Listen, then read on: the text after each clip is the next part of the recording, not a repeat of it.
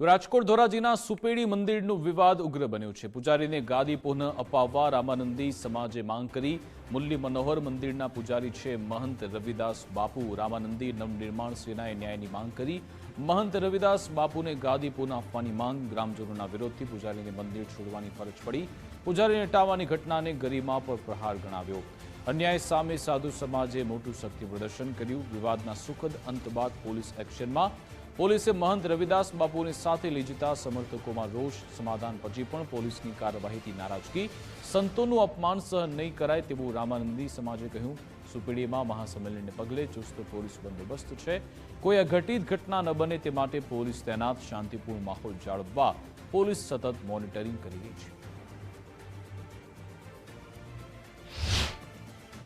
સાધુ સમાજના મહિલા આગેવાન તરીકે આજે હું અહીંયા સુપેડી મુરલી મનોહર મંદિર ની જગ્યા ઉપર અમે લોકો અમારા જ્ઞાતિના ઘણા બધા ભાઈઓ બહેનો સાથે ઉપસ્થિત રહ્યા છીએ અને બહુ જ સુખદ અંત આવ્યો છે। કદાચ કહી શકાય એવી કે આ નાની એવી ધર્મની લડાઈ હતી હે ને। એની સાથે અમારા જે મીડિયાના ભાઈઓ છે એની સાથે આ તમામ ચેનલોનો હું ખૂબ ખૂબ આભાર માનું છું કે મીડિયા અમારી સાથે રહી। અમારી સાથે જે પોલીસનો બંદોબસ્ત બહુ સરસ એ લોકોએ અમને સેવા આપી અને એના ફેમિલીના લોકો સાથે અમે જ્ઞાતિના ભાઈઓ અને બહેનો હાજર રહ્યા। ખૂબ સુંદર અંત, ખૂબ સરસ સુખદ હે ને જેની અમે રામાનંદી સાધુ સમાજ રાહ જોતા હતા।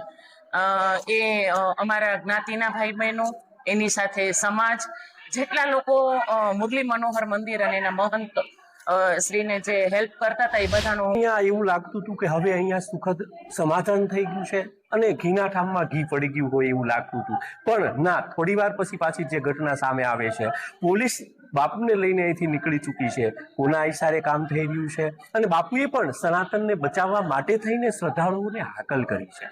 ધર્મના રક્ષણ માટે સાધુઓનું બલિદાન છે।